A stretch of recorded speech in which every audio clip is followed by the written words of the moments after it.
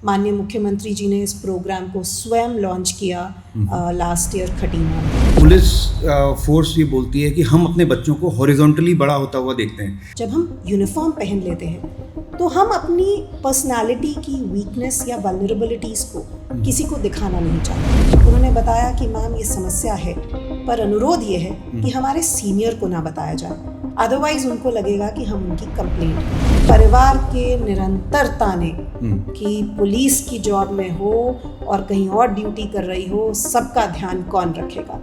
महिलाओं को पुलिस में नहीं जाना चाहिए। संवाद से जो जर्नी शुरू हुई है, इससे लार्जर सोसाइटी कैसे बेनिफिट कर रही है? कमलेश, आपने शायद पुलिस डिपार्टमेंट की सच्चाई को बहुत कम शब्दों में बयान किया है। दोस्तों, मैं हूं कमलेश और आज हमारी पॉडकास्ट पर हैं inspector general of police Kumaon range Riddhim Agarwal ma'am, जो कि जानी जाती हैं एज अ टफ कॉप। लेकिन आज हम बात करेंगे एक ऐसे मुद्दे पे जो कि एक बहुत जटिल समस्या बनता जा रहा है सारी दुनिया में, और ऑफकोर्स भारत भी इससे अछूता नहीं है। मेंटल हेल्थ, यानी कि मानसिक स्वास्थ्य। और साथ ही साथ हम ये देखने की कोशिश करेंगे कि वर्दी के पीछे जो इंसान है वो क्या है, क्या करता है, उसके स्ट्रगल्स क्या हैं, उसकी डेली लाइफ कैसी दिखती है, क्या कंस्ट्रेंट्स हैं जिससे वो जूझता है और फिर भी अपनी ड्यूटी लगातार करता रहता है। Welcome to the podcast ma'am. Thank you so much Kamlesh. Ma'am, police force को आमतौर पर जोड़ा जाता है क्राइम से, खून खराबे से, इन्वेस्टिगेशन से, बॉडीज से और काफ़ी सारी रिस्क टेकिंग से। और मेंटल हेल्थ और पुलिस आमतौर पर एक सेंटेंस में यूज़ नहीं की जाती। तो आज मैं आपसे जानना चाहूँगा कि मेंटल हेल्थ क्या है और उसके बारे में बात करना क्यों ज़रूरी है? देखिए, हमें सबसे पहले ये समझना होगा कि मेंटल वेल बीइंग जो होती है किसी भी इंसान के लिए, वो एब्सेंस ऑफ स्ट्रेस नहीं है। बिकॉज स्ट्रेस हमारी सर्कमस्टांसेस में, हमारी डेली लाइफ में बहुत फैक्टर्स ऐसे हैं जो क्रिएट करते हैं स्ट्रेस हमारे लिए। तो मेंटल वेल बीइंग है कि आप अपने सोशल, अपने इमोशनल, अपने साइकोलॉजिकल बिहेवियर में क्या चेंजेस लाएं जिससे आप स्ट्रेस के साथ सक्सेसफुली कोप कर सकें। यही हमारी कोशिश है कि यूनिफॉर्म्ड पर्सनल में, हमारे कुमाऊं रेंज की पुलिस कर्मचारी अधिकारियों में हम किस तरीके से चेंजेस लाएं जिससे भी वो अपने तनाव से लड़ सकें। आप जानते ही हैं कि पुलिस के लिए, एक पुलिस कर्मी के लिए कॉन्फ्लिक्ट ऑफ इंटरेस्ट बहुत सारी एक्सपेक्टेशंस के साथ क्रिएट होता है जी। पब्लिक की एक्सपेक्टेशंस रहती हैं कि पुलिस वर्दी वाला जो है वो हमारे क्राइम्स को प्रिवेंट भी करे, हमारे क्षेत्र में ना क्राइम हो तो वर्कआउट हो जाए, हमें किस तरीके से ट्रांसपोर्ट में, ट्रैफिक में कोई प्रॉब्लम नहीं आए। फैमिली की एक्सपेक्टेशंस रहती हैं कि आप गवर्नमेंट सर्विस में हैं, आपकी एक स्टेबिलिटी होनी चाहिए एक जगह पर, आप फैमिली को टाइम दे सकें, आप अपने पेरेंट्स के बारे में सोच सकें, आप अपने बच्चों के करियर के लिए प्लान कर सकें। साथ ही साथ इंस्टीट्यूशनल एक्सपेक्टेशंस होती हैं कि पुलिस अब लिमिटेड सिर्फ crime and law and order के लिए नहीं है। पुलिस का रोल एक्सपैंड होता जा रहा है अन्य एडमिनिस्ट्रेटिव डिपार्टमेंट्स की पॉलिसीज़ के इम्प्लीमेंटेशन और इन्फोर्समेंट के लिए भी। तो हम देखते हैं कि पुलिस का रोल ट्रांसपोर्ट डिपार्टमेंट के साथ, एक्साइज डिपार्टमेंट के साथ, फॉरेस्ट के साथ, अन्य विभागों के साथ उनकी पॉलिसीज़ की इम्प्लीमेंटेशन में भी एक सहयोग प्रदान करने तक एक्सपैंड हो गया है। इतनी सारी एक्सपेक्टेशंस और उन सब में कॉन्फ्लिक्ट ऑफ इंटरेस्ट। एक पुलिसकर्मी किसको प्राथमिकता दे? तो इसी सब सोच के बीच, इसी कॉन्फ्लिक्ट के बीच वो अपने आप को तनाव में फील करता है, स्ट्रेस में फील करता है। वो धीरे धीरे स्ट्रेस जब टाइम से बढ़ता है तो डिप्रेशन का फॉर्म लेता है। और हमारा प्रयास यही है कि हम अपने पुलिसकर्मियों को एक ऐसा एनवायरनमेंट दें जहाँ वो खुशी से, एक हैप्पीनेस के साथ काम करें, जिससे वो पब्लिक के ग्रीवेंस रिड्रेसल में, पब्लिक की एक्सपेक्टेशंस में खरा उतरे। अब मैं छोटा सा एग्जांपल लूँगी। अगर हमारा थाना प्रभारी है, थाना प्रभारी फैमिली की एक्सपेक्टेशंस हैं कि आपके बच्चों के बर्थडेज हैं, फेस्टिवल्स हैं, आप उसमें हमारे साथ टाइम स्पेंड करें, लेकिन साथ ही साथ कहीं लॉ एंड ऑर्डर सिचुएशन आ जाती है तो ऐसे में उसको तनाव ये होता है, स्ट्रेस ये होता है कि मैं फैमिली को खुश करूँ या अपनी ड्यूटी निभाऊँ। यही चीज़ सब कुछ हमारी फैमिली को भी समझनी होगी, साथ साथ कर्मी को समझनी होगी कि इन सब चीज़ों में प्राथमिकता देना, जो सर्कमस्टांसेस हैं उसमें हम कैसे प्राथमिकता दें ताकि हम एक बैलेंस्ड लाइफस्टाइल अपना जी सकें। वही मेंटल वेलबींग है। इसीलिए एक प्रयास है कि हम इनको स्ट्रेस से थोड़ा सा कंफर्टेबल कर सकें, एक अच्छा एनवायरनमेंट बना सकें। जी मैम, तो जैसे कि आपने कहा कि बहुत सारी कॉन्फ्लिक्टिंग प्राथमिकताओं के बीच पुलिस फोर्स जूझती है, और मैंने तो ये भी सुना है कि पुलिस फोर्स ये बोलती है कि हम अपने बच्चों को हॉरिजॉन्टली बड़ा होता हुआ देखते हैं, क्योंकि जब भी घर पहुंचते हैं तो बच्चा सो रहा होता है, तो वो जिस तरह से लेटा हुआ होता है उसके हिसाब से हम आइडिया लगाते हैं हाँ बड़ा तो हो रहा है, लेकिन शायद वो बड़े होने की जर्नी में हम कहीं विटनेस नहीं थे। उसके अलावा बहुत लंबे लंबे आवर्स, कभी ड्यूटी करनी पड़ती है, कभी हो सकता है 15-16 घंटे लगातार काम करना पड़े, ऐसी सिचुएशन हो, रात और दिन का कोई हिसाब ही नहीं है। तो ऐसे में लेकिन ड्यूटी कम्स फर्स्ट, तो सब दौड़ रहे हैं, लेकिन शायद वो एक 40 किलो का बोझ अपने कंधे पे रखकर दौड़ रहे हैं। तो मुझे लगता है कि वो उस बोझ को कम करने का प्रयास जिस संदर्भ में आज हम मिले हैं वही है मिशन संवाद, जो कि एक ऐप बेस्ड सिस्टम है जहां पर पुलिसकर्मी अपनी किसी भी तरह की समस्या को के लिए ऐप पे रजिस्टर कर सकते हैं और एक्सपर्ट काउंसलर्स के साथ अपना सेशन बुक कर सकते हैं। और जैसे कि मैं समझता हूँ कि ये स्टार्ट हुआ था सिर्फ मेंटल काउंसलिंग के लिए, सिर्फ साइकोलॉजिकल काउंसलिंग के लिए, लेकिन उसके बाद इसका दायरा बढ़ता गया और कई तरह का सपोर्ट संवाद के द्वारा पुलिसकर्मियों को दिया गया। तो मेरा प्रश्न ये है कि क्या ये मेंटल हेल्थ, क्या आपके दिमाग में काफ़ी टाइम से ये इशू चल रहा था, या वन फाइन डे कुछ ऐसा हुआ कि एक यूरेका मोमेंट था, कोई कुछ इंसिडेंट हुआ या 1 या 2 इंसिडेंट ऐसे हुए जब आपको लगा कि इस समस्या को एड्रेस करना बहुत इम्पॉर्टेंट है और बहुत अर्जेंट है? तो किस तरह से जेनेसिस हुई संवाद की? मैं ये कहना चाहूँगी कि मेरे प्रेजेंट असाइनमेंट में जब मैंने as IG Kumaon range join किया, तो इनिशियली मैंने एक डे फिक्स किया वीक में जिस दिन मेरे कर्मी हमारी रेंज के मेरे ऑफिस आ सकते थे, अपनी समस्याओं के बारे में मुझे अवगत करा सकते थे और उनका समाधान मैं करने का प्रयास करती। मैंने इनिशियली देखा पहले 1 मंथ में कर्मचारी नहीं आए। मैं विभिन्न डिस्ट्रिक्ट्स में गई, वहाँ पर मैंने जब सम्मेलन किए, कर्मचारियों से समस्याएं पूछी, तो समस्याएं सामने नहीं आई। इस सब से एक ऑफिसर को खुश होना चाहिए कि शायद डिस्ट्रिक्ट्स में इतना अच्छा वर्क एनवायरनमेंट है कि हमारे किसी कर्मचारी की समस्या ही नहीं है। बट मैंने रियलाइज़ करा जब मैंने थोड़ा सा पुश किया कि समस्याएं हैं, मैं समाधान करने के लिए ही हूँ आपके एक परिवार के सदस्य के रूप में, तो कुछ कॉन्फिडेंस बिल्डिंग हुई। मेरे पास कॉल्स आनी स्टार्ट हुई कुछ कर्मचारियों की। उन्होंने बताया कि मैम ये समस्या है, पर अनुरोध ये है कि हमारे सीनियर को ना बताया जाए, अदरवाइज उनको लगेगा कि हम उनकी कंप्लेंट कर रहे हैं। जब ये आया तब मैंने रियलाइज़ करा कि मेरे तक समस्या आती थी तो मैं एसएसपीज़ को उस समस्या से अवगत कराती थी, समाधान के लिए बताती थी। वैसे ही वो डाउन द लाइन हायरार्की में अन्य ऑफिसर्स को बताते थे। बात फाइनली उस यूनिट के जो भी इंचार्ज थे उस तक पहुंचती थी। वो समस्या को हैंडल करने में सेंसिटाइज थे या नहीं, वो समस्या को सिर्फ अंडर द कार्पेट डालते थे या ये सोचते थे कि ये हमारी कंप्लेंट है, इसीलिए समस्या का समाधान नहीं होता था। उस टाइम मुझे रियलाइज़ हुआ कि शायद हमें एक इंडिपेंडेंट, एक ऐसी टीम लानी होगी जो पुलिस विभाग की प्रॉब्लम से इतर सोच सके।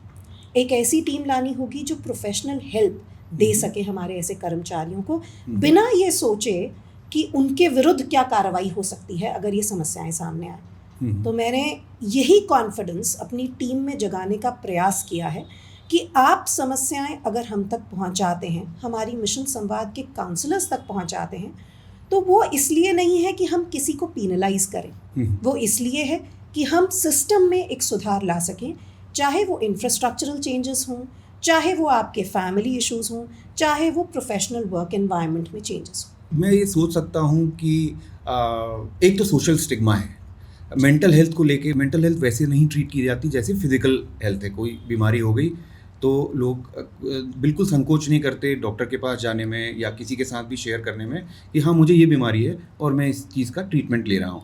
लेकिन मेंटल इलनेस को लेके या मेंटल कंडीशंस को लेके बहुत सारी भ्रांतियाँ फैली हुई हैं समाज में। तो शायद ये एक स्टिग्मा का डर होगा। दूसरा डर शायद ये हो सकता है कि बहुत सारी योजनाएं आती हैं और चली जाती हैं, तो शायद सिनिसिज्म भी हो बहुत सारा कि शायद ये भी एक ऐसी योजना है जो आएगी चली जाएगी, लेकिन शायद परिणाम इससे कुछ निकलना नहीं है।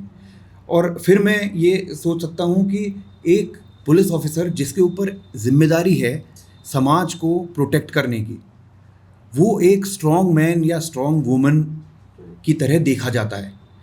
तो अगर वो ये एडमिट करे कि मैं किसी समस्या से जूझ रहा हूँ और वो मानसिक समस्या है, तो वो एडमिट करना ये अपने आप में बहुत ही विरोधाभास वाली चीज़ हो जाती है।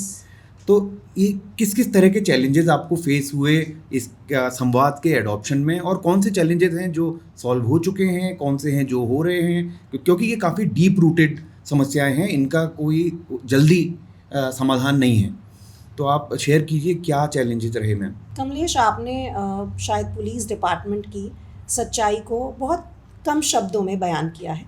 यही सच्चाई है, जब हम यूनिफॉर्म पहन लेते हैं तो हम अपनी पर्सनालिटी की वीकनेस या वल्नरेबिलिटीज़ को किसी को दिखाना नहीं चाहते, या किसी से शेयर करते हैं तो ये डर रहता है कि वो हमें कमज़ोर समझेगा। ये एक टैबू है, और ये मेंटल हेल्थ में सिर्फ यूनिफॉर्म सर्विसेज के साथ नहीं, प्रत्येक व्यक्ति के साथ है, क्योंकि मेंटल हेल्थ को मैडनेस भी के साथ इक्वेट किया जाता है। हम देखते हैं कि हमें किसी भी प्रकार की इंजरी हो, कोई फिज़िकल प्रॉब्लम्स हों, चाहे वो हमारी हार्ट रिलेटेड हैं, चाहे हमारा टूथ एक हो या हमारे थ्रोट में पेन हो, हम स्पेशलिस्ट डॉक्टर के पास जाते हैं, उसका ट्रीटमेंट करवाते हैं जी। लेकिन जब मेंटल हेल्थ पर आती है तो हम पहले तो एक्सेप्ट नहीं करते कि हमें कोई मेंटल हेल्थ इशू है, साथ साथ हम किसी भी प्रकार की हेल्प लेने के लिए भी वो जो सामाजिक एक टैबू है उस पर जाते हैं कि अगर मैं किसी को बताऊंगा तो मेरी वीकनेस लगेगी, और मैं इसलिए अपने आप में ही उस समस्या से जूझता रहता हूँ। ये एक स्टिग्मा है। इसीलिए हम लोगों ने प्रयास ये किया कि हमारे कर्मचारी सामने आएं, अपनी समस्याएं बताएं, बिना किसी डर के, बिना किसी बर्डन के, कि उनकी समस्या के बारे में अन्य लोगों को पता चलेगा। हमारे इस प्रोग्राम में जो ऐप भी डिज़ाइन किया गया है, जो भी कंसल्टेशंस आपकी काउंसलर्स के थ्रू होती हैं, उनकी कॉन्फिडेंशियलिटी इतनी है कि मैं भी नहीं जानती कि काउंसलर और हमारे कर्मी के बीच क्या बात हुई। मैं सिर्फ इतना जानती हूँ कि समस्या है, जो एक पर्टिकुलर समस्या है उसका समाधान कैसे करना है, मेरा वही प्रयास रहता है। तो हमने कॉन्फिडेंशियलिटी मेंटेन की, और शायद इसीलिए पुलिसकर्मी सामने आए अपनी समस्याओं से लड़ने के लिए। और जहाँ तक चैलेंजेस की बात है, मैं यही कहूँगी कि चैलेंजेस बहुत फ्रंट्स पर थे जब हमने ये प्रोग्राम स्टार्ट किया। वन, हमारे मिडिल रैंक्स जो हैं, क्योंकि वो सेंसिटाइज नहीं हैं, उनको कोई समस्या जब आती थी सामने तो वो ये सोचते थे कि कर्मी ड्यूटी से बचने के लिए बहाने लगा रहा है, कर्मी किसी और ड्यूटी में बाहर जनपद के नहीं जाना चाहता, वर्क आवर्स ज़्यादा हैं, इसलिए हर तरह के बहाने हैं। ये समस्याएं जब आती थी मिडिल रैंक्स में तो रियलाइज़ हुआ कि हम लोग उनको कैसे सेंसिटाइज करें। ऐसा भी होता था कि मिडिल रैंक्स के कुछ ऑफिसर्स इसको उनकी कंप्लेंट्स की तरह देखें कि अगर कुछ डायरेक्ट कम्युनिकेशन हो रहा है तो शायद ये उनकी कंप्लेंट्स है। तो क्या ये भी था? और इसी का दूसरा पहलू ये है कि बहुत सारे लोग इसलिए रुक जाते होंगे रीच आउट करने से, क्योंकि उनको लगता होगा कि ये हमारे अगेंस्ट ना चला जाए जी, कहीं हमें कमज़ोर ना समझा जाए जी, कहीं हमारी प्रमोशन ना रुक जाए इसकी वजह से, या ट्रांसफ़र ना हो जाए, या हमारे सुपीरियर नाराज़ ना हो जाए। तो क्या ऐसी भी समस्याएं? बिल्कुल कमलेश, ये समस्याएं आई हमारे पास। जैसे इनिशियली महिला कर्मियों ने रिपोर्ट किया, उनका ये कहना था, और बहुत जेन्युइन समस्या थी, कि प्रत्येक रात्रि ड्यूटी महिला कर्मियों को लगाया जाता है थानों में करने के लिए। और क्यों? जेन्युइन समस्या दोबारा डिपार्टमेंट की ये थी कि CCTNS में जो हमारा पोर्टल्स हैं, जो हमारे टेक्नोलॉजी रिलेटेड पोर्टल्स हैं थानों में पुलिसिंग के लिए, उनमें ट्रेंड कुछ महिला कर्मी हैं, पुरुष कर्मी कम ट्रेंड हैं उसमें। अब इसीलिए महिला कर्मी का रात्रि में थाने में होना ज़रूरी था कि रात्रि में कोई कंप्लेंट आए, कोई केस रजिस्टर करना हो, कोई भी कार्रवाई करनी हो, वो पोर्टल के माध्यम से होती है, इसलिए महिला कर्मी की प्रेजेंस ज़रूरी है। जब इस प्रॉब्लम की इन डेप्थ हम गए, हमारी टीम गई काउंसलर्स की, तो रियलाइज़ हुआ हम और लोगों को CCTNS में क्यों नहीं ट्रेन कर सकते, क्यों ऐसा है कि गिने चुने 1-2 लोग ही हैं ट्रेन और वही रात्रि में ड्यूटी करेंगे? अब इस प्रॉब्लम का सल्यूशन हमने इस तरीके से निकाला कि हमने पुलिस लाइंस नैनीताल में नवंबर ऑनवर्ड्स एक ट्रेनिंग प्रोग्राम स्टार्ट किया, जिसमें हर थाने से मिनिमम 4 से 5 कर्मियों को हम ट्रेन कर रहे हैं इन पोर्टल्स को हैंडल करने के लिए। अच्छा। जिससे रोटेशन पर ड्यूटी लगे। और महिला कर्मी की समस्या ये नहीं थी कि उसको रात्रि ड्यूटी करनी पड़ रही है, उसकी समस्या ये थी कि हर रोज उसी को रात्रि ड्यूटी करनी पड़ रही है। तो हम उस समस्या के समाधान पे गए और शायद अब ये सभी के लिए वर्किंग हैंड्स हैं, सभी को अपने थानों में ट्रेंड कर्मी अगर मिले हैं तो ये सभी के लिए विन विन सिचुएशन है, उस कर्मी के लिए भी जिसने समस्या रखी और हमारे थाना प्रभारियों के लिए भी जिनको वो समस्या नहीं दिख रही थी, और साथ ही साथ इस सिस्टम के लिए भी। तो ये कुछ चैलेंजेस थे जिनको हमने नेविगेट भी किया है। हमारी काउंसलर्स की टीम की सेंसिटाइजेशन के कारण हम तक समस्याएं पहुंची, और फिर उसके बाद हमारे जनपद के प्रभारी, हमारे नोडल ऑफिसर्स हर डिस्ट्रिक्ट में, उन्होंने जिस प्रकार इसमें आगे बढ़कर कार्य किया, शायद इसीलिए हम एक चेंज ला पा रहे हैं सिस्टम। जी, और जैसे कि हम पहले बेनिफिशियरी से भी मिले और मुझे लगता है कि वो लोग काफ़ी खुल के सामने आ रहे हैं। और क्या कोई ऐसा उदाहरण है जहाँ पे एक सिंगल केस में भी किसी के संवाद के थ्रू सर्विसेज लेने की वजह से उन अगेंस्ट कोई एक्शन लिया गया हो या उनके सुपीरियर के अगेंस्ट लिया गया हो? क्या कोई भी ऐसा दूर दूर तक उदाहरण है? डेफिनेटली नहीं कमलेश। हमारी कोशिश यही है कि अगर किसी की पर्सनल प्रॉब्लम है तो उस प्रॉब्लम का सल्यूशन मैं निकाल सकूं, चाहे वो जनरल डायरेक्टिव्स के फॉर्म में है, चाहे कोई कैपेसिटी बिल्डिंग के फॉर्म में है। अगर वो एक पॉलिसी मैटर है तो पुलिस मुख्यालय, शासन तक वो समस्याएं पहुंचाई जाएं जिससे कि उनका हल निकल सके। लेकिन किसी भी केस में हमने मिडिल लेवल ऑफिसर्स या जनपद प्रभारी या हमारे नोडल ऑफिसर्स कोई कार्रवाई, हमारा मकसद ये नहीं है कि हम किसी के विरुद्ध कार्रवाई करें या कोई एक्शन लें। हमारा मकसद ये है कि हम कैसे इस सिस्टम को और बेटर कर सकें, वर्क एनवायरनमेंट को, इकोसिस्टम को अपने कर्मियों के लिए अच्छा कर सकें, जिससे कि जो ऑब्जेक्टिव है पुलिसिंग का कि आप पब्लिक को सेटिस्फैक्शन दें, आप पब्लिक की ग्रीवेंस रिड्रेसल्स करें, आप उनके लिए कार्य करें। तो मुझे लगता है कि हम अगर अपने कर्मियों के लिए एक बेटर इकोसिस्टम बना पाएंगे तो शायद पब्लिक के लिए वो और बेहतर कर पाएंगे, उनकी प्रोडक्टिविटी, एफिशिएंसी इंक्रीज होगी, साथ ही साथ वो खुश मन से करेंगे क्योंकि उनको लगेगा मेरी फैमिली भी सेफ है, मैं फैमिली के लिए भी कर पा रहा हूँ, मैं खुद स्वस्थ हूँ, क्योंकि हम जानते हैं कि healthy mind resides in a healthy body. तो वो चीज़ है जब उसको लगता है कि हाँ मेरे आसपास सब चीज़ें अच्छी हैं, फैक्टर्स अच्छे हैं, तो मैं पब्लिक के लिए भी और बेहतर कर पा रहा हूँ। जी, तो स्टिग्मा पे एक मेरा प्रश्न है और ये लार्जर प्रश्न है, सिर्फ पुलिस फोर्स के बारे में नहीं, समाज के बारे में। लेटली काफ़ी सारे सेलिब्रिटीज़ खुल के सामने आए हैं किस तरह के मेंटल हेल्थ चैलेंजेस उन्होंने फेस किए। दीपिका पादुकोण एक एग्जांपल है और भी कई सारे एग्जांपल हैं। तो क्या आपको लगता है कि इतने सेलिब्रिटीज़ के खुल के सामने आने की वजह से एक सोशल एक्सेप्टेंस बढ़ी है, थोड़ा एटीट्यूडिनल चेंज है कि मेंटल हेल्थ एक नॉर्मल सी चीज़ है, मेंटल इलनेस नॉर्मल सी चीज़ है, जैसे फिजिकल हेल्थ वैसे मेंटल हेल्थ, और उसके समाधान अवेलेबल हैं? तो क्या आपको लगता है कि समाज में वो चेंज आ रहा है धीरे धीरे? देखिए, समाज में चेंज आने में समय लगेगा, पर हम लोग एक पॉजिटिव स्टेप ले रहे हैं, देख रहे हैं।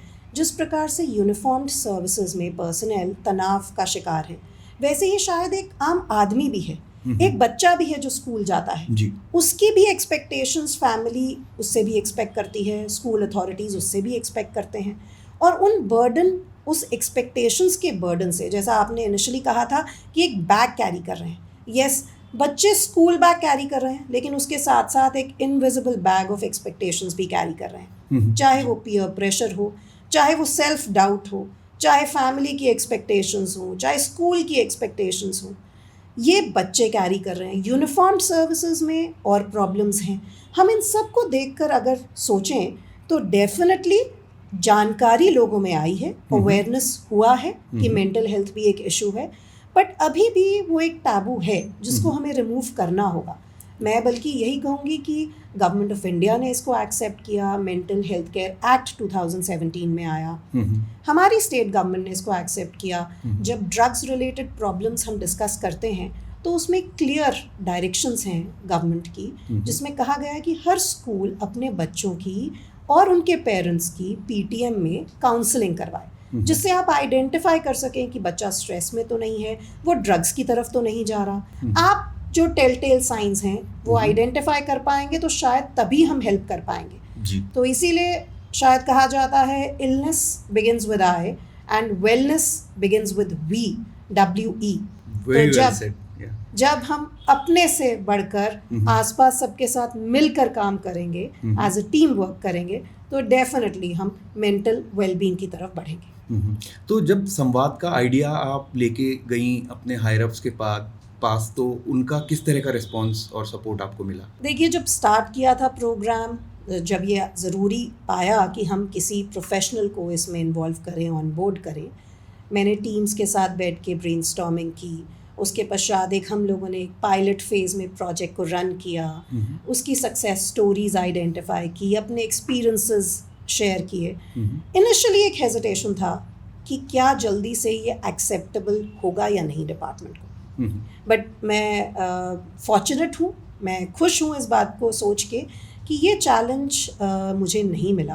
हमारे माननीय मुख्यमंत्री जी, हमारे DGP सर, जब उनको ये प्रोग्राम, इस प्रोजेक्ट के बारे में ब्रीफ किया गया, तो एक इमीडिएट जैसे ब्लेसिंग होती है उनकी तरफ से, एक इमीडिएट गो अहेड उनसे मिला। माननीय मुख्यमंत्री जी ने इस प्रोग्राम को स्वयं लॉन्च किया लास्ट ईयर खटीमा में। DGP महोदय ने इस प्रोग्राम में स्वयं वर्चुअल अपीयरेंस से इसकी लॉन्चिंग की, एंड उसके पश्चात भी जो निरंतर सपोर्ट मिला है इन टर्म्स ऑफ जैसे जैसे हमने प्रोग्रेस किया इस प्रोजेक्ट में, वैसे ही पुलिस मुख्यालय से डायरेक्शंस सभी डिस्ट्रिक्ट्स के पास गए कि ज़रूरी नहीं है कि आप एक टीम के साथ काम करें, आप थाना लेवल पर, आप जनपद लेवल पर काउंसलर्स, प्रोफेशनल्स आइडेंटिफाई करें जो निरंतर आपके कर्मियों के साथ संवाद कर सकें। तो ये एक सिस्टमिक सपोर्ट था, एक रियलाइजेशन था कि हाँ, मेंटल हेल्थ एक प्रॉब्लम है और अगर हम उसको एड्रेस करते हैं, ओपनली सामने आते हैं, तो शायद हम सिस्टम की बेहतरी के लिए कर रहे हैं। ये काफ़ी एनकरेजिंग है जानना कि आपको इतना अच्छा सपोर्ट मिला। तो गवर्नमेंट के हर लेवल पे इस समस्या के बारे में अभी एक्सेप्टेंस है, सपोर्ट है, गाइडेंस है। तो अब ये लोगों पर है कि वो भी आगे बढ़ें और एक पहला स्टेप लें, संवाद ऐप को डाउनलोड करें, और अगर डाउनलोड किया हुआ है तो उसको इस्तेमाल करें। ऐप के बारे में अगर मैं बताना चाहूँगी जी, और प्रोग्राम के बारे में अगर बताना चाहूँगी, तो सबसे पहले तो ये है कि ये वन ऑफ प्रोग्राम नहीं है। ऐसा नहीं है कि हमने एक दिन वर्कशॉप कर दी, एक दिन आपको गाइडेंस दे दिया और उसके पश्चात हमने इसको बंद कर दिया। ये कंटिन्यूस एंगेजमेंट है with our police personal, with public, with schools. और इस कंटिन्यूस एंगेजमेंट में हमने बहुत कुछ सीखा। हमने ऑनलाइन वर्कशॉप्स भी की, हमने इन फिज़िकल सेशंस भी किए। हम लोगों ने जब फिज़िकल सेशंस किए, जो समस्याएं सामने आई, उन समस्याओं का समाधान किया। उसके पश्चात हम लोगों ने ये भी रियलाइज़ किया कि आप लोगों के लिए कम्युनिकेशन ईजी हो काउंसलर्स के साथ, तो एक ऐप डिवाइस होना ज़रूरी है। इसमें हमारी टेक्निकल टीम सामने आई। ऐप में आप ऐप में जाकर कंसल्टेशन अपनी बुक कर सकते हो, अपने काउंसलर्स के साथ टच में रह सकते हो।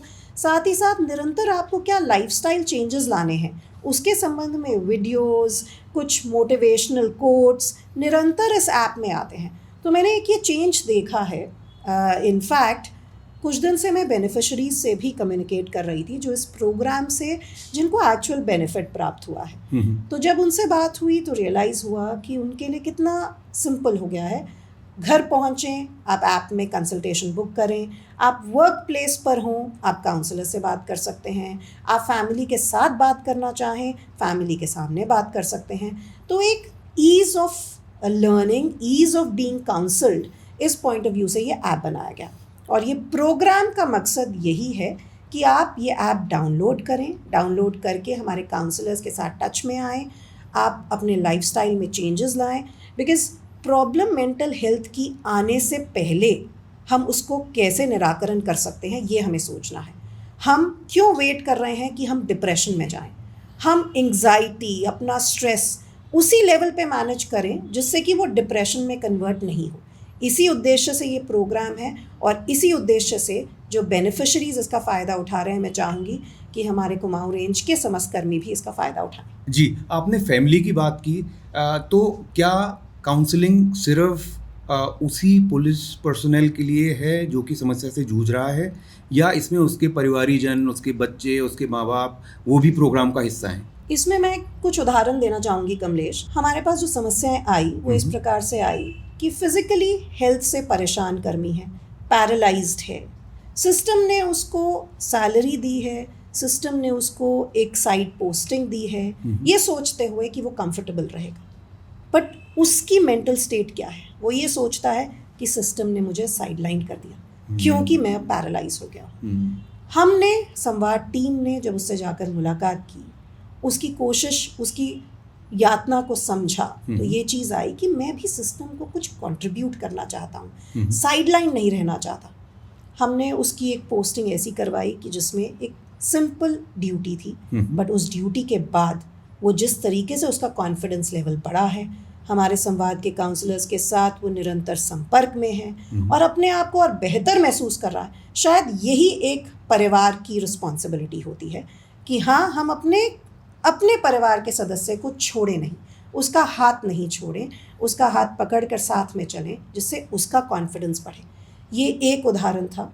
इसी से हमने बहुत कुछ सीखा कि हमारे कर्मियों को मेडिकल रीइंबर्समेंट्स को लेकर समस्याएं आ रही थी, वो बहुत डिले हो रहा था। उस पर हम लोगों ने व्यक्तिगत रूप से इंटरवेंशन करके समस्त अथॉरिटी से कोऑर्डिनेट करके कोशिश की कि टाइमली मेडिकल रीइंबर्समेंट्स हो जाएं। साथ ही साथ हमारी कुछ महिला कर्मियों को समस्याएं आई कि बच्चा हमारा फिजिकली चैलेंज्ड है, परिवार से हम दूर ड्यूटी कर रहे हैं, एक तरफ बच्चे की चिंता, दूसरी तरफ परिवार के निरंतर ताने कि पुलिस की जॉब में हो और कहीं और ड्यूटी कर रही हो, सबका ध्यान कौन रखेगा, महिलाओं को पुलिस में नहीं जाना चाहिए। ये स्टेट ऑफ माइंड से एक महिला कर्मी कैसे ड्यूटी करेगी? जब ये सामने आई ऐसी महिला कर्मी, तो उनके साथ हमारी संवाद टीम ने काउंसलिंग की, उनसे डिस्कशंस की। अब वो इतनी कॉन्फिडेंट हैं कि वो अपने बच्चे की ट्रीटमेंट भी करवा रही हैं, साथ साथ ड्यूटी भी कर रही हैं, फैमिली को भी संभाल रही हैं, और हमारी काउंसलर्स की टीम उसको और अच्छे ट्रीटमेंट के लिए गाइड भी कर रही है। ज़रूरी नहीं है कि आप लोकली जो हॉस्पिटल्स हैं उन्हीं तक ट्रीटमेंट को सीमित रखें। जो best and best of treatment available है, हम लोग कोशिश करते हैं कि अपने कर्मियों को वहाँ तक कनेक्ट करवा सकें। जी। कुछ हमारे ऐसे कर्मी हैं जिनका कहना था कि हम ड्यूटी में इतना बिजी रहते हैं कि अपने बच्चों के करियर पे, उनके इंटरेस्ट पे फोकस नहीं कर पाते। जब ये बात सामने आई तो हम लोगों ने अपना मिशन संवाद में करियर काउंसलिंग की टीम को भी ऑन बोर्ड किया। ओके, तो बच्चों के लिए करियर काउंसलिंग, जिससे कि उनका बोझ कम हो सके। एग्जैक्टली। अब पेरेंट्स को पता है कि हाँ, मेरे बच्चे का ये इंटरेस्ट है, साइंटिफिक इवैल्यूएशन बच्चे के इंटरेस्ट का, उसकी स्ट्रेंथ्स का, उसकी वीकनेसेस का ये टीम करेगी और उसको सही डायरेक्शन में गाइड करेगी। तो हम लोगों ने करियर काउंसलर्स की टीम को ऑन बोर्ड किया।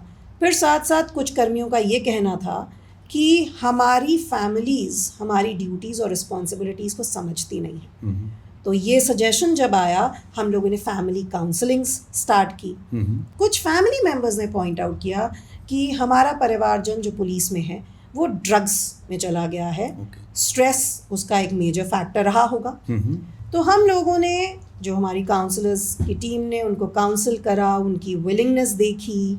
विलिंगनेस के बाद एक कॉन्फिडेंस ये था कि नहीं, मैं बेहतर करना चाहता हूँ, मैं ड्रग्स को छोड़ना चाहता हूँ, मैं वर्दी पहनी है मैंने, तो मैं वर्दी के साथ जस्टिस करना चाहता हूँ। जब ये कॉन्फिडेंस हमें दिखा, ये विलिंगनेस दिखी, तो अल्मोड़ा में गवर्नमेंट का डी एडिक्शन सेंटर स्टार्ट हुआ था। हमने अपने कर्मचारियों के लिए वहाँ पर 2 बेड्स रिजर्व कराए हैं। तो फैमिली की विलिंगनेस, कर्मचारी का कॉन्फिडेंस, उसके बेसिस पे हमारे काउंसलर्स का इंटरवेंशन और एसएसपी अल्मोड़ा और हमारे नोडल ऑफिसर अल्मोड़ा में उनकी मेहनत से अब हम लोग उन डी एडिक्शन सेंटर्स में उन डॉक्टर्स के साथ निरंतर समन्वय करते हैं और हमारे कुछ ऐसे कर्मियों को हमने डी एडिक्शन में बेनिफिट भी मिलते हुए देखा है। तो ये कुछ ऐसे उदाहरण थे जिससे हम चेंजेस ला पाए पर्सनल लाइफ्स में अपने कर्मचारियों की, वैसे ही हमारे पास कुछ प्रॉब्लम्स आई इंस्टीट्यूशनल, जिसमें महिला कर्मियों का कहना था हमारे पास थानों में टॉयलेट्स नहीं हैं, साथ साथ ये कहना था कि हमारी ड्यूटीज़, हमारे बच्चे छोटे हैं, हमारी ड्यूटीज़ गैर जनपद में लग जाती हैं निरंतर बेसिस पे, क्योंकि पुलिस में जनरली एक सिस्टम होता है कि 1 साल अगर किसी ने बाहर किसी मेले के लिए ड्यूटी की है तो नेक्स्ट ईयर भी वही नाम जाते रहेंगे कि ये ड्यूटी पिछली बार आराम से कर आए थे तो इस बार भी कर लेंगे। ये रियलाइज़ नहीं हम करते कि मान लो दोनों हस्बैंड वाइफ पुलिस में हैं और दोनों की ड्यूटी लग गई, बच्चा 2 साल का 3 साल का है, बच्चे को कौन संभालेगा, क्या फैमिली में कोई सपोर्ट सिस्टम है या नहीं है। तो इस प्रकार की जब समस्याएं आई तो हम लोगों ने डायरेक्टिव्स जारी किए, गैर जनपद ड्यूटीज़ में कैसे रोटेशन पर भेजा जाए, कैसे हस्बैंड वाइफ दोनों पुलिस में हैं तो एक को ड्यूटी पर भेजा जाए, एक ताकि अपने बच्चे को देख सके। इस प्रकार से हमारी कोशिश है कि हम सिस्टमिक चेंजेस ला सकें। अगर किसी के बहुत छोटे बच्चे हैं और मदर को ड्यूटी पे जाना है तो उनको किस तरह का सपोर्ट प्रोवाइड किया गया? अगर आपके बच्चे 3 साल से छोटे हैं तो हम लोगों ने ये डायरेक्टिव इशू किया है कि गैर जनपद ड्यूटी पर नहीं भेजा जाएगा। अच्छा। साथ ही साथ आपके बच्चे बड़े हैं और आपको ड्यूटी स्थल पर जाना है तो वहाँ पर क्रैश की सुविधा भी हमारे डिस्ट्रिक्ट्स में अवेलेबल करवाई गई है। अच्छा। साथ ही साथ फिर जो मैंने ये रियलाइज़ किया, जब सभी जनपद के नोडल ऑफिसर से, एसएसपी से डिस्कशन हुआ क्रैशेस की फैसिलिटी को लेकर, तो ये रियलाइजेशन हुआ कि बहुत ऐसे बच्चे नहीं होंगे जो उस फैसिलिटी को यूज़ करेंगे और उसको रन करने के लिए भी हमें एक प्रोफेशनल हेल्प चाहिए होगी। इसको देखते हुए हमने women and child development department में डिस्कशन किए, कोऑर्डिनेशन किया और उनसे एक अप्रूवल लिया कि अगर हमारे किसी थाने या चौकी के पास कोई भी आंगनबाड़ी केंद्र है, वो पब्लिक के बच्चों के लिए ओपन है, तो उसको पुलिस के बच्चे भी यूज़ कर सकते हैं। तो इस प्रकार से हम लोगों ने वो परमिशंस लेकर प्रयास किया है और इसमें स्पेशल एफर्ट हमारे एसपी पिथौरागढ़ ने और पिथौरागढ़ के नोडल ऑफिसर ने डाला है, जिन्होंने वहाँ पर एक एनजीओ के साथ टाई अप करके एमओयू किया है, एक क्रैश ओपन किया है, क्योंकि पिथौरागढ़ से हमारे पास सबसे ज़्यादा महिला कर्मियों की ये समस्या थी कि हम थाने में, हम ऑफिसेज में, हम पुलिस लाइंस में काम कर रहे हैं बच्चों को छोड़कर। तो ये एसपी पिथौरागढ़ की एक अच्छी पहल थी और मैं चाहूँगी, इनफैक्ट सभी नोडल से भी मेरी यही बात हुई थी, जनपद प्रभारियों से भी, कि महिला कर्मी की इस समस्या को अगर हम समझेंगे, अगर हम उनके बच्चों के लिए क्रैश की सुविधा या आंगनबाड़ी केंद्र की सुविधा या अन्य कोई भी प्लेटफॉर्म दे पाएंगे तो मुझे लगता है वो अच्छा काम करेंगी, हमारे सिस्टम के लिए अच्छे से कर पाएंगी, क्योंकि एक वर्क लाइफ बैलेंस उसको दिखेगा। मैम, स्ट्रेस मैनेजमेंट के प्रोग्राम्स कई और स्टेट्स में भी पुलिस डिपार्टमेंट में होते हैं, दूसरे डिपार्टमेंट्स में भी होते हैं, संवाद उनसे किस तरह से अलग है?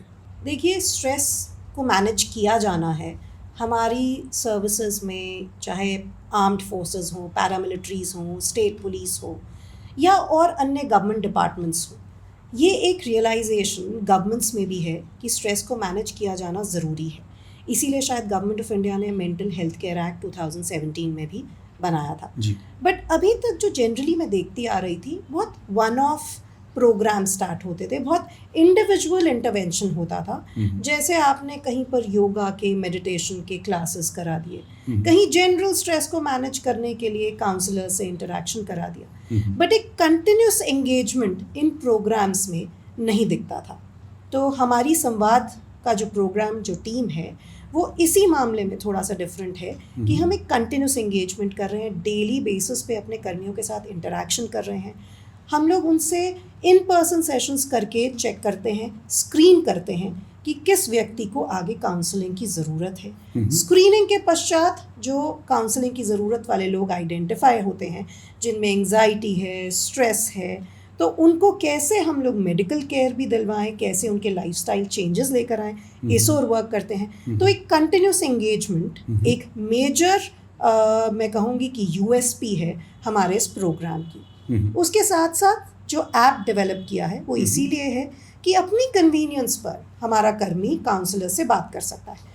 उसके पास जो टाइम अवेलेबल है वो अपनी फैमिली के सामने करना चाहता है, फैमिली से हट कर करना चाहता है, उसी हिसाब से वो काउंसलर्स के साथ इंटरैक्ट कर सकता है। और इसमें हमारी प्रयास यही रही थी कि हम उनको एक ईज ऑफ एक्सेस दे सकें, एक्सेसिबिलिटी अच्छी होगी, साथ साथ एक कॉन्फिडेंशियलिटी रहेगी इस पूरे प्रोग्राम में, तो वो और खुलकर अपनी बात काउंसलर्स के साथ शेयर कर पाएगा। मेन हमारी जो प्रोग्राम है उसकी यही यूएसपी है।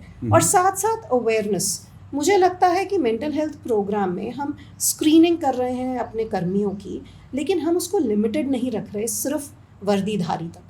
हमारा ये अवेयरनेस प्रोग्राम स्प्रेड हो रहा है पब्लिक तक। हमारे काउंसलर्स पब्लिक के बीच भी जा रहे हैं, हमारे करियर काउंसलर्स विभिन्न स्कूल्स में भी जा रहे हैं। साथ साथ गवर्नमेंट के जो डायरेक्टिव्स हैं कि आप स्कूल्स में काउंसलर्स की टीम्स रखिए for PTMs, for drug related abuse, हम उसको कैसे रोक सकते हैं। तो हमारे काउंसलर्स वहाँ तक जब पहुँच रहे हैं, शायद आगे आने वाली जनरेशन के लिए ये एक मेजर स्टेप होगा कि सबसे पहले आप माने कि मेंटल हेल्थ पर बात करना टैबू नहीं है, मेंटल हेल्थ पागलपन नहीं है, मेंटल हेल्थ एक कंसर्न है जिसको टाइमली एड्रेस किया जाना ज़रूरी है। जी, आपने बहुत अच्छे से एक्सप्लेन किया। तो पहले तो ये कि ये एक वन शॉट इलाज, एक दिन का सेशन नहीं है, कंटिन्यूअस प्रोसेस है। 6-6 महीने, 1-1 साल तक लोगों की काउंसलिंग चलती है। दूसरी चीज़, ये सिर्फ लिमिटेड नहीं है वर्दीधारी तक, उसके परिवार, उसके माँ बाप, उसके बच्चे और समाज सभी को साथ में लेके चल रहा है। किसी और को काउंसलिंग की ज़रूरत है तो वो भी दे रहा है। तीसरी चीज़ कि ये सिर्फ साइकोलॉजिकल काउंसलिंग नहीं है, इसमें जहाँ जहाँ पर आपको स्ट्रेसर्स दिख रहे हैं वहाँ पर उसके लिए उचित प्रयास किए जा रहे हैं। तो एक तो है कि तनाव को मैनेज करना, जो कि काउंसलर्स कर रहे हैं, लेकिन उस तनाव को कम करना, उसके कारण क्या हैं मूलभूत, उनके लिए चाहे वो पॉलिसी चेंज हो, चाहे क्रैश की सुविधा हो, चाहे कुछ और करना पड़े, वो तनाव को कम करना। और चौथा और आखिरी है कि कॉन्फिडेंशियलिटी पूरी मेंटेन्ड है और ईज़ ऑफ एक्सेस है। आप आराम से कहीं पर भी बैठ के इस सुविधा का लाभ ले सकते हैं। यस कमलेश, इसीलिए ज़रूरी है कमलेश, मैं इसमें एक उदाहरण देना चाहूँगी जी। हमारे पुलिस कर्मियों की कुछ की समस्या ये आई कि हमारे पेरेंट्स एल्डरली हैं, सीनियर सिटीजन्स हैं, गांव में रहते हैं, हमारे साथ भी नहीं हैं, उनकी देखरेख हम नहीं कर पा रहे हैं। ये एक कांस्टेंट गिल्ट फैक्टर हमारे कर्मचारियों में था। जब ये समस्या सामने आई तो मुझे रियलाइजेशन ये हुआ, काउंसलर्स की टीम को ये रियलाइजेशन हुआ कि फैमिली सपोर्ट देनी कितनी ज़रूरी है। हम लोगों के हर थाने में एक सीनियर सिटीजन सेल बना होता है। सीनियर सिटीजन्स के नाम इनलिस्टेड होते हैं और निरंतर बीट कर्मचारियों की जिम्मेदारी है उन लोगों से बातचीत करना, कोई समस्या हो तो समस्या का समाधान करवाना, चाहे पुलिस रिलेटेड हो चाहे एडमिनिस्ट्रेशन रिलेटेड हो, समन्वय स्थापित करवाना। अच्छा, अब इसमें हम पब्लिक के सीनियर सिटीजन्स को तो इंक्लूड कर रहे हैं, लेकिन खुद हमारे पुलिस परिवार के एल्डरलीज शायद नजरअंदाज हो रहे थे। अच्छा। तो हम लोगों ने ये प्रयास किया जब ये समस्या सामने आई कि हर थाने के सीनियर सिटीजन डेस्क पर हर पुलिसकर्मी की फैमिली भी उस लिस्ट में सम्मिलित होगी। वो भी सीनियर सिटीजन्स जैसे पब्लिक के हैं वैसे ट्रीट किए जाएंगे। हमारे रिटायर्ड पुलिस पर्सनल जो स्वयं सीनियर सिटीजन बन गए हैं, उनके बारे में कोई नहीं सोचता। जब ये समस्या आई तो हमने उनको भी इस लिस्ट में सम्मिलित किया। तो एक प्रयास है कि हम एक अच्छा इकोसिस्टम दे सकें, एक अच्छा वर्क एनवायरनमेंट दे सकें। जब हमारा कर्मी और सभी स्ट्रेसेस से दूर रहेगा, जब उसको पता है मेरे बच्चे सेफ हैंड्स में हैं, उनका फ्यूचर गाइडेंस उनको मिल रही है, जब उसको पता रहेगा कि मेरे माँ बाप, मेरे पेरेंट्स को देखने वाला, उनके बारे में सोचने वाला कोई है, जब उसको ये रहेगा कि मेरी हेल्थ के बारे में भी सोचा जा रहा है और मेरे सीनियर्स मेरे साथ हैं, ये सिस्टम मेरे साथ है, तो शायद हम एक पॉजिटिव इकोसिस्टम उसको दे रहे हैं और इसका रिजल्ट, इसका आउटकम जो है वो पब्लिक के बेनिफिट के लिए है। एक अच्छा कर्मी जो ये सोचता है कि उसको और कोई समस्या नहीं है, स्ट्रेसर्स को हमने मिनिमाइज किया है, तो वो पब्लिक के लिए और बढ़ चढ़ के काम करेगा। उनके ग्रीवेंस रिड्रेसल हो, क्राइम रोकना हो, बीट ड्यूटी करनी हो, उनकी समस्या कोई हो जिससे संबंधित एडमिनिस्ट्रेशन से बात करके समन्वय करना हो, तो वो आगे बढ़कर उनको भी अपने परिवार का सदस्य समझकर काम करेगा। यही उद्देश्य हमारे इस प्रोग्राम का रहा है। तो हो सकता है ये कंट्रोवर्शियल लगे थोड़ा सा, या मैं बायस्ड लगूं मेन के अगेंस्ट, लेकिन मुझे लगता है कि एक महिला होने की वजह से जितना एम्पैथेटिकली आपने सोचा है न सिर्फ पुलिस फोर्स के लिए बल्कि उनके सपोर्ट सिस्टम और समाज के लिए, ये थिंकिंग है एक मल्टीनेशनल कंपनी के एचआर लीडर की तरह। उस तरह की चीज़ों पर आपने ध्यान दिया है और उस पर तुरंत कार्रवाई भी की है। कुछ और एग्जांपल्स आप दे सकती हैं कि किस तरह के बेनिफिट्स, किस तरह के केसेस सामने आए जो कि समाज से जुड़े और किस तरह से उन्होंने इसका लाभ उठाया? सबसे पहले जो एक मैटर आया था, मैं उस प्रकरण के बारे में बात करना चाहूँगी। मैंने मेंशन किया था स्टार्टिंग की इंटरेक्शन में कि हमारे एक कर्मी पैरालाइज थे, उनको थोड़ा सिस्टम ने साइडलाइन किया था। जब संवाद की टीम उनसे मिलने गई, उसके बाद उनसे पूछा गया कि आपकी क्या समस्या है। ये चीज़ आज भी मुझे याद आती है कि मुझे ये बताया गया कि उसने बोला, आज विभाग ने मेरी एग्जिस्टेंस को मान लिया, मैं इस विभाग का पार्ट हूँ, इस परिवार का मेंबर हूँ, ये मान लिया, अब मेरी कोई समस्या नहीं है। और जब ये बात मैंने सुनी, फिर भी मुझे था कि मैं चेक करूँ क्या प्रॉब्लम्स हैं। मैंने जब रिकॉर्ड चेक किया तो उस व्यक्ति के मेडिकल रीइंबर्समेंट लगभग 15 लाख के पेंडिंग चल रहे थे बहुत समय से। लेकिन सिर्फ विभाग की एक संवेदनशीलता कि आप पार्ट हैं हमारे सिस्टम का, आप हमारा परिवार हैं, इसके बाद वो अपनी सब समस्याएं भूल गया। ये बात मुझे हमेशा से याद थी। इसीलिए मेरी कोशिश यही रही कि हम ज़्यादा से ज़्यादा लोगों को इस प्रोग्राम से जोड़ें, उनकी समस्याओं को समझें। एक इनफैक्ट उदाहरण मेरे सामने आया जब बेनिफिशरी से मेरा डिस्कशन हो रहा था। एक महिला कर्मी ऑन ड्यूटी एक्सीडेंट होता है, लिम्स काम करने बंद कर जाते हैं, बर्थ से पहले अपने बच्चे को खो देती है, लंग्स की प्रॉब्लम्स डेवलप होती हैं, अन्य इतनी समस्याओं के बीच साथ साथ फैमिली को बनाए रखने में अपना सहयोग देने की कोशिश कर रही है, लेकिन शायद फैमिली अंडरस्टैंड नहीं कर पा रही है उसकी समस्या। और थाने पर आती है तो थाना प्रभारी उससे एक्सपेक्ट करता है कि तुम हंस कर, तुम प्रोएक्टिव होकर सभी अपने कर्तव्यों का निर्वहन करो। कितना बर्डन उस महिला कर्मी पर होगा, अपने अंदर कितनी पीड़ा उसने रखी होगी, एक इनविजिबल बर्डन कैरी जो कर रही थी वो। तो हमारा प्रयास सिर्फ इतना था, उसके लिए हम और कुछ नहीं कर सकते थे, सिर्फ इतना कर सकते थे कि उसको सुन सकें। और शायद ये एक पहला केस था। मैं अपनी लास्ट 20-21 ईयर्स ऑफ सर्विस में हमेशा ये मानती थी कि पब्लिक की समस्या को अगर आप सुन लें तो 50% रिजॉल्व हो जाती है। समस्या का समाधान धीरे धीरे होता है, लेकिन एक कॉन्फिडेंस आ जाता है विक्टिम में कि मेरी समस्या सुनने वाला कोई था। लेकिन यही चीज़ मैंने पुलिस कर्मियों में भी रियलाइज़ की कि उनको ये नहीं चाहिए कि सिस्टम को आप इतना अच्छा बना दें, सिस्टम आपका कॉर्पोरेट स्टाइल रन करे कि हमारी सब सुविधाओं का ध्यान रखा जा रहा है। उनको सिर्फ इतना चाहिए कि जब हमारी पीड़ा हो तो कोई उस पीड़ा को समझ सके, सुन सके। इस महिला कर्मी के साथ भी यही हुआ। इसने काउंसलर से डिस्कशन किया, नियमित सेशंस लिए, इसने योगा मेडिटेशन पर फोकस किया, ब्रीदिंग एक्सरसाइजेस पे फोकस किया। उसके पश्चात ये अपने आप को डबल एनर्जी, डबल कॉन्फिडेंस के साथ अब अपने कार्य करती है। तो ये खुशी, ये जो हैप्पीनेस, कंटेंटमेंट हमारे कर्मियों में आ रहा है, ये शायद मेरे लिए सबसे बड़ी, मैं कहूँगी, सक्सेस स्टोरी इस प्रोग्राम की है।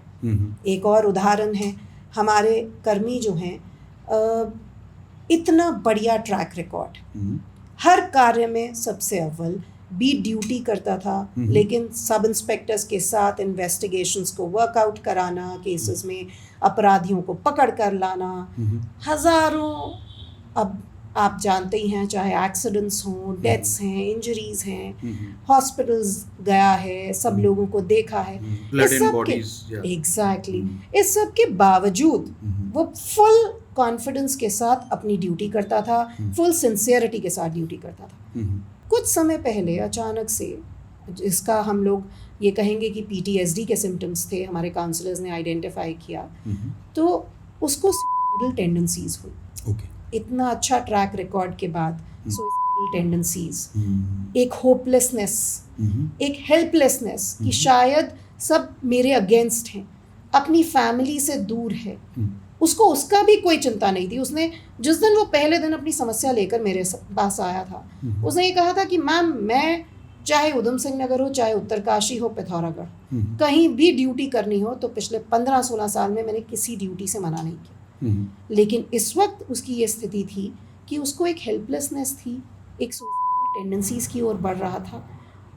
सिर्फ इसमें ये हुआ कि उसने निरंतर नियमित काउंसलिंग करवाई हमारे काउंसलर से, उसकी फैमिली के टच में रहे, उसको अपने स्ट्रेस को मैनेज करने के लिए टेक्निक्स सिखाई गई। और आज मैं जब उससे मिलती हूँ, पिछले 3 से 4 महीने का एक ट्रांजिशन जो देखती हूँ, वो ये देखती हूँ कि एक व्यक्ति जो कुछ टाइम पहले आया था without confidence, full of self doubt, ठीक, और फुल ऑफ डिप्रेशन, मतलब शायद उसको ये एक डिप्रेशन था कि ना मैं विभाग को कुछ दे पा रहा हूँ और ना ही मैं फैमिली के सपोर्ट के लिए खड़ा हो पा रहा हूँ। आज वो इस कॉन्फिडेंस के साथ आया कि मैम, मैं अपनी फैमिली को जितना अच्छा सपोर्ट अब कर रहा हूँ, जो विभाग को कंट्रीब्यूट कर पा रहा हूँ, शायद वो उसको लग रहा था कि उसकी सक्सेस इसी चीज़ में थी। और वो एक स्पार्क जब मैंने देखा, एक ट्रांजिशन देखा, तो मेरी सबसे पहले यही सोच थी कि शायद ये मिशन संवाद हमारा, ये हमारा प्रोग्राम एक अच्छे नेक रास्ते पर चल रहा है। बहुत अच्छा लगा होगा आपको वो ट्रांसफॉर्मेशन स्टोरी देख के। हमने बात की पुलिस फोर्स किन किन प्रेशर से, स्ट्रेसेस से गुजरती है, किस तरह से करती है, लेकिन मैम कहीं ना कहीं आप भी एक ह्यूमन हैं और आपको भी इन सभी चीज़ों का exposure on a daily basis होता है। आप कैसे इन सारे स्ट्रेसेस को एब्जॉर्ब करती हैं? आप अपने आप को कैसे मेंटली फिट रखती हैं? कमलेश, यही क्वेश्चन मेरे काउंसलर्स ने भी, जो हमारी संवाद टीम के काउंसलर्स हैं, उन्होंने भी मुझसे किया था कि हम इतना स्ट्रेस देख रहे हैं डिपार्टमेंट में, शायद ये उनका यूनिफॉर्म सर्विसेज के साथ, एक स्टेट पुलिस के साथ पहला इंटरेक्शन था, तो कैसे हायर लेवल पे ऑफिसर्स इसको डील करते हैं। जी। जब ये क्वेश्चन मेरे सामने आया तब मैंने भी रियलाइज़ किया कि वाकई में स्ट्रेस मुझे भी होता है, बट शायद मेरा कोपिंग फैक्टर जो है वो मेरी फैमिली है। अच्छा। मेरे पेरेंट्स हैं, मेरे बच्चे हैं, डेली एक इंटरेक्शन करने से जब मैं अपने पेरेंट्स को अपनी प्रॉब्लम्स डिस्कस करती हूँ तो किस तरीके से वो इसका बिल्कुल एक सिंपल सोल्यूशन देते हैं। जब मैं बच्चों से शेयर करती हूँ तो वो कैसे कहते हैं मुझे कि मम्मा, ये कोई नेशनल इशू नहीं है, नेशनल सिक्योरिटी का इशू नहीं है, this is a smaller issue which can be handled. And जब मैं इस तरीके का एक रिस्पॉन्स देखती हूँ तब शायद वो मुझे ग्राउंडेड भी रखता है और वो मुझे कॉन्फिडेंस देता है इन सभी स्ट्रेसेस को डील करने के लिए। यही हम चाहते हैं मिशन संवाद में, कि मिशन संवाद एक कम्युनिकेशन का चैनल बने, एक मंच बने। हमारे पुलिस विभाग में बहुत प्लेटफॉर्म्स हैं जहां पर कर्मचारी अपनी समस्या रख सकते हैं। फॉर एग्जांपल, हमारे हर मंथ एसएसपीज रैंक पर कर्मचारी सम्मेलन होता है। हमारी वेलफेयर कमिटीज़ बनी हैं, परामर्शदात्री कमिटीज़, जिसमें हर डिस्ट्रिक्ट में, हर यूनिट में, हर रैंक का पर्सनल उस कमेटी का मेंबर है, जिससे हर किसी को अपनी बात रखने का मौका मिल सके। इसके साथ साथ पुलिस विभाग में आप मानिए वेलफेयर कर्मचारियों का कल्याण के लिए फंड भी आता है एनुअल लेवल पर। इस सब के बावजूद भी कहीं ना कहीं एक गैप था कि कर्मचारी अपनी बात सबके सामने और अपने सीनियर्स के सामने नहीं रख पा रहा था। वो क्यों है? एक, आपको प्रोफेशनली सपोर्ट नहीं मिल रही है, दूसरा फैमिली से आप दूर हैं, तीसरा धीरे धीरे पब्लिक में भी हम देखेंगे, हम जानते हैं ये ट्रेंड्स, हम एक जॉइंट फैमिली से न्यूक्लियर फैमिलीज़ की तरफ शिफ्ट हो रहे हैं। हर कोई अपनी लाइफ में बिजी है, हर कोई काम कर रहा है। इस सब को देखते हुए स्ट्रेस बढ़ना लाजमी है, लेकिन उसका जवाब एक ही है, कम्युनिकेशन। आपके मन में जो बात है आप उसको इतना मत दबा के रखें कि आप किसी से शेयर ना करें और वो एक दिन लावा बने और उस वोल्केनो से एक लावा बन के निकले। आपको इस हद तक वो ना ले जाए कि अभी मेंटल हेल्थ की पीड़ा हम फील नहीं करते, हम फिजिकल पेन फील करते हैं, मेंटल हेल्थ फील नहीं करते, लेकिन उस स्टेज तक ना ले जाए जब हम उस पीड़ा को फील करने लगे। प्रयास यही है संवाद के थ्रू कम्युनिकेशन इस्टेब्लिश करने का, एक मंच देने का कि आप अपनी बात खुलकर रख सकते हैं। जी, तो हमने काफ़ी अच्छे से बात की मिशन संवाद क्या है, किस तरह से पुलिसकर्मी इससे बेनिफिट हो रहे हैं, इसका लार्जर आइडिया क्या है, पूरा मिशन और विजन किस बारे में है। पर मैम पुलिस काम करती है समाज के लिए, देश के लिए, नागरिकों के लिए। संवाद से जो जर्नी शुरू हुई है, इससे लार्जर सोसाइटी कैसे बेनिफिट कर रही है?